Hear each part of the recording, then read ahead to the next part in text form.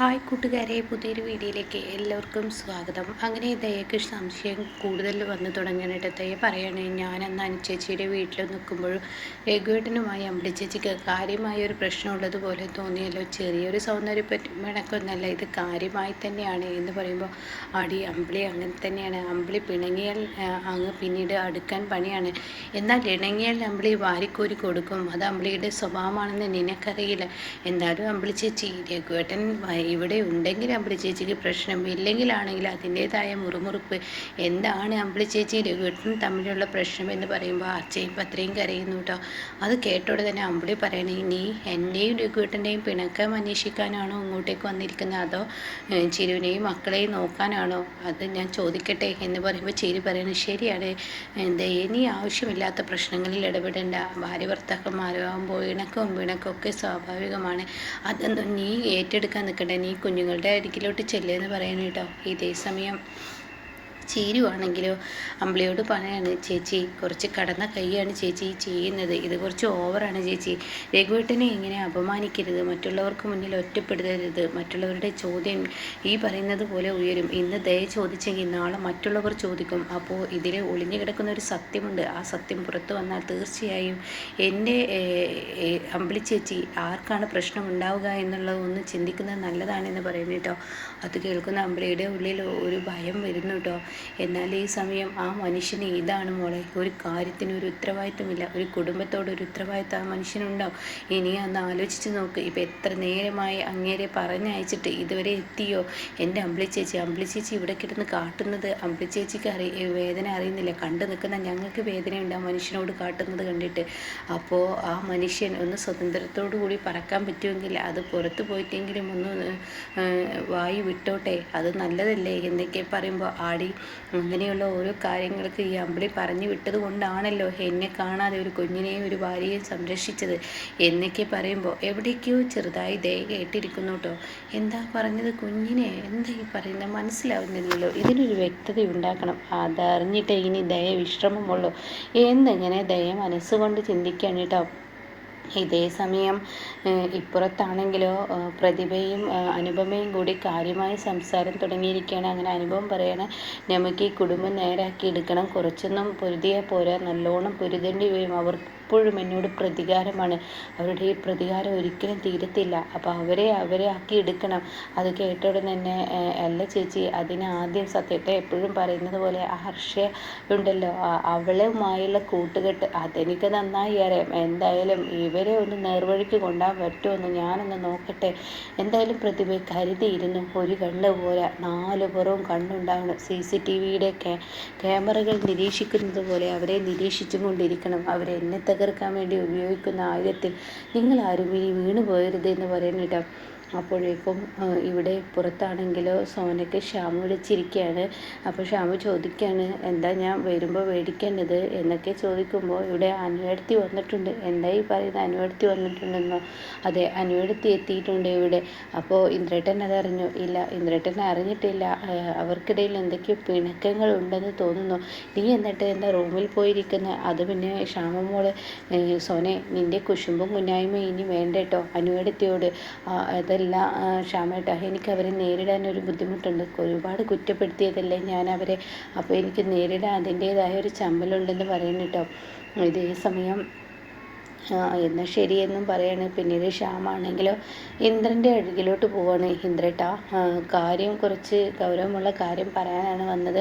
അപ്പോഴേക്കും സത്യനും എത്താണ്. എന്താ അത്? പിന്നെ അനുവടുത്തി ആ വീട്ടിലോട്ട് താമസിക്കാൻ വന്നിട്ടുണ്ട്. അനു നമ്മുടെ വീട്ടിലോട്ട് വന്നെന്നോ?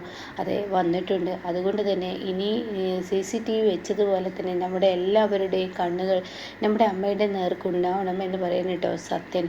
അതെനിക്കറിയാടാ. ഇനി എന്തായാലും പൊരുതാൻ വേണ്ടി തന്നെയാണ് അനു വന്നിരിക്കുന്നത്. അതുകൊണ്ട് തന്നെ ഇനി സ്വസ്ഥതയും സമാധാനവും ആ വീട്ടിലുണ്ടാവില്ല. രണ്ടുപേരും ഒരേപോലെ യുദ്ധം വെട്ടൽ തുടങ്ങിയാൽ പിന്നീട് പറയാനില്ല. അതുകൊണ്ട് തന്നെ എന്നൊക്കെ സത്യനോട് പറയുമ്പോൾ സത്യം പറയണേ, ഇന്ദ്രേട്ട, അമ്മയോട് ഇനി പൊരുതി ജീവിക്കാനേ പറ്റത്തുള്ളൂ. മക്കളെല്ലാവരും ഒരേ നിലപാടിൽ നിൽക്കണം. എങ്കിൽ മാത്രമാണ് അമ്മ ഇനി നേരാവത്തുള്ളൂ. ചില കാര്യങ്ങൾ കണ്ടില്ലെന്നും കേട്ടില്ലെന്നും സിമ്പതിയുടെ പേരിൽ അമ്മക്ക് ഓരോന്ന് ചെയ്തു കൊടുക്കാൻ നിന്ന അമ്മ അത് മുതലെടുത്ത് ആദ്യമേ വെച്ച് അങ്ങ് തൂങ്ങി. പിന്നീട് നമുക്കിട്ട് പണിയെടുത്ത് തുടങ്ങും. അപ്പോൾ അത് ഒഴിവാക്കാൻ ഇന്ദ്രേട്ടനും കൂടി ഒന്ന് മനസ്സ് വെക്കണം. ഇന്ദ്രേട്ടൻ്റെ മനസ്സിൽ എവിടേക്കോ ഉറങ്ങിക്കിടക്കുന്ന ആ ഒരു ഇത്, അതായത് അമ്മയെ തള്ളിപ്പറഞ്ഞു, അമ്മയേക്കാൾ വലുത് ഭാര്യ, അങ്ങനെയൊന്നുമല്ല ഞാൻ ഉദ്ദേശിച്ചത്. പക്ഷേ എങ്കിലും കൂടി ഇന്ദ്രേട്ടൻ്റെ ഉള്ളിൽ ഇപ്പോഴും അമ്മയോടൊരു സ്നേഹമുണ്ടെന്ന് അമ്മക്കും അറിയാം. അതുകൊണ്ട് തന്നെയാണ് അമ്മയുടെ ഈ കളികൾ തുടരുന്നതെന്ന് പറയാം കേട്ടോ. ഇതേ സമയം ഇപ്പുറത്താണെങ്കിലോ മാഷ് വീട്ടിലെത്തിയിരിക്കുകയാണ്. അപ്പോഴേക്കും ഭാനുമ്മ പറയണ, ഒരു ഗ്ലാസ് ചായ ഇടട്ടെ? ഇല്ല, എനിക്ക് വല്ലാത്തൊരു തലവേദന. അപ്പോൾ അത് കേട്ടോടെ തന്നെ മഞ്ചാടി അങ്ങോട്ടേക്ക് വരുന്നുണ്ട്.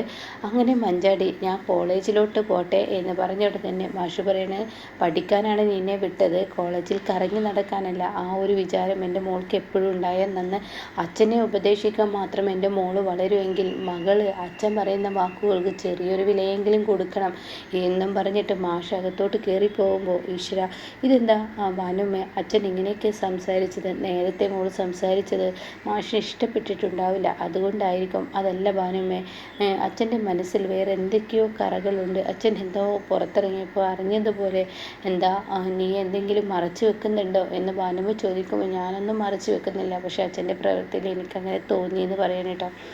എന്നാൽ ഈ സമയം ഇന്ദ്രൻ തൻ്റെ വീട്ടിലോട്ട് വരികയാണ്. അപ്പോഴേക്കും സുശീല ഡ്രസ്സുകളെല്ലാം എടുത്ത് ഉമ്മറത്ത് വെച്ച് തന്നെ അത് മടക്കുന്നൊരു സീനായിരിക്കും. അങ്ങനെ ഈ സമയം ഇന്ദ്രൻ അകത്ത് കയറി വരുമ്പോൾ സുശീല അവിടെ നിൽക്കുന്നുണ്ട്. അപ്പോഴേക്കും അനുഭവം പുറത്തോട്ട് വരികയാണ്. ആഹാ, ഇന്ദ്രേട്ടനോ? അത് കേട്ടോടും തന്നെ, അല്ല നീ എന്തിനാ അങ്ങോട്ടേക്ക് വന്നു അനു? നിന്നോട് ഞാൻ പറഞ്ഞതല്ലേ വെറുതെ ഇനിയൊരു പ്രശ്നം ഉണ്ടാക്കേണ്ടത്. നീ നിൻ്റെ വീട്ടിലെ നിനക്ക് സ്വന്തമായ ഒരു വീടില്ലേ, അവിടെ താമസിച്ചാൽ മതിയായിരുന്നില്ലേ? അത് കേൾക്കുന്ന അനുഭവം പറയണേ, എൻ്റെ ഇന്ദ്രേട്ടാ, ഒരു പെണ്ണിൻ്റെ വീട്ടിൽ താമസിക്കുമ്പോൾ അവളുടെ കൈപിടിച്ച് അവരുടെ കുടുംബാംഗങ്ങൾ വന്ന്, അവരുടെ ഭർത്താവിൻ്റെ കുടുംബാംഗങ്ങൾ വന്ന് അവരുടെ വീട്ടിലോട്ട് കൊണ്ടുവന്നാൽ പിന്നീട് ഞാൻ താമസിച്ച, അതായത് ഇത്രയും കാലം വളർന്ന് വലുതാക്കി എൻ്റെ അച്ഛൻ വളർത്തിയ ആ വീട്ടിലോട്ട് എനിക്ക് പിന്നീട് ചെല്ലുമ്പോൾ നാട്ടുകാരുടെ ഒരു ചോദ്യം വരും. എപ്പോഴും കല്യാണം കഴിഞ്ഞ് പെണ്ണിന് ഭർത്താവിൻ്റെ നെട്ടിൽ നിൽക്കുന്നതാണ് എപ്പോഴും സുരക്ഷിതം. അത് തന്നെയാണ് വേണ്ടതും. അപ്പോൾ ആ നിലപാടിൽ പോയി കഴിഞ്ഞാൽ തീർച്ചയായും എന്ന് പറയുമ്പോൾ ഇന്ദ്രൻ പറഞ്ഞു, ശരി, നിനക്ക് ഭർത്താവിൻ്റെ വീട്ടിലാണ് സുരക്ഷിതമെങ്കിൽ അത് കുഴപ്പമില്ല. ചില ആളുകളൊക്കെ ഭരിക്കാനും അതുപോലെ അധികാരം കൈയെടുക്കാനും ഒക്കെ വരികയാണെങ്കിൽ ചില പൊടിക്കൈകളൊക്കെ ഇനി ഞാൻ പ്രയോഗിക്കും. ആരെയും പേടിയില്ലാതെ ജീവിക്കാൻ തന്നെയാണ് ഇനി ഇവിടുത്തെ മരുമക്കളുടെ തീരുമാനം. ആരും ആരെയും കെട്ടിയിടാൻ ഇനി സമ്മതിക്കത്തില്ല. അത് കേൾക്കുന്ന സുശീലയ്ക്ക് അടിമുടി കയറുന്നുണ്ട് കേട്ടോ. ഇതേ സമയം ഇന്ദ്രനും അനുപമയും സുശീലയെ ഭ്രാന്ത് പിടിപ്പിക്കാൻ, അതായത് പ്രകോപിപ്പിച്ചും കൊണ്ടിരിക്കുകയാണ് സുശീലക്ക്. അതങ്ങനെ കേൾക്കുമ്പോൾ തൻ്റെ പല്ലും ചുണ്ടൊക്കെ ഒട്ടിച്ച് പിടിക്കുകയാണ് സുശീല. അങ്ങനെ ഈ സമയം ഇന്ദ്രൻ പറയണേ, അനു, നീ നിൻ്റെ വീട്ടിൽ എങ്ങനെയാണ് ജീവിച്ചിരുന്നത് അതുപോലെ തന്നെ ഇവിടെയും നിനക്ക് സ്വാതന്ത്ര്യത്തോടു കൂടി ജീവിക്കാം. ആരെയും നീ പേടിക്കണ്ട. ഇതുപോലെ തന്നെ പ്രതിഭയും മറ്റുള്ളവരും ക്ഷാമവും ഒക്കെ തുടരട്ടെ. എന്തിനെ മറ്റുള്ളവരെ പേടിക്കണം? ഇനി നിങ്ങളുടെ വീട് ഇതാണ്. അതുകൊണ്ട് അനു, ആരെയും പേടിക്കാതെ നല്ല സ്വാതന്ത്ര്യത്തോടു കൂടി 2 ചിറകും വെച്ച് എനിക്ക് ഈ വീട്ടിൽ എവിടെയും പറന്ന് നടക്കാം എന്നൊക്കെ ഇങ്ങനെ പറയാണ് കേട്ടോ. എന്നാൽ ഈ സമയം ഇന്ദ്രനാണെങ്കിലോ, അനു, അത് മാത്രമല്ല, ഇന്നലെ രാത്രി ഞാൻ ഇങ്ങോട്ടേക്ക് പോകുന്നതിനൊരു കാരണമുണ്ട്, അതും കൂടി നിന്നോട് പറയണമെന്നുണ്ട്, നീ വന്നേ എന്നൊക്കെ പറഞ്ഞ് ഇന്ദ്രൻ അനുപമയുടെ തോളിൽ കൈയിട്ട്, വാനു, അത് ചോദിക്കട്ടെ, നീയില്ലാതെ ഇന്നലെ രാത്രി കിടക്കുമ്പോൾ നീയും കുഞ്ഞിനെയും കാണാൻ എനിക്കൊരു നിമിഷം പോലും കഴിയുന്നില്ല. എന്തോ മനസ്സിന് വല്ലാത്തൊരു വിങ്ങലൊക്കെ തോന്നി. അപ്പോൾ നിന്നെയും കുഞ്ഞിനെയും കാണാനാണ് ഞാൻ നിൻ്റെ വീട്ടിലോട്ട് പോയത്. പക്ഷേ ആ സമയം നീ അവിടെ ഇല്ലെന്ന് പറഞ്ഞു. എന്നാൽ ഈ സമയം നീ ഇവിടെ എത്തിയെന്ന് അറിഞ്ഞപ്പോൾ നിന്നെ കാണാൻ വേണ്ടിയാണ് ഞാൻ ഓടിക്കിതച്ച് വന്നത്.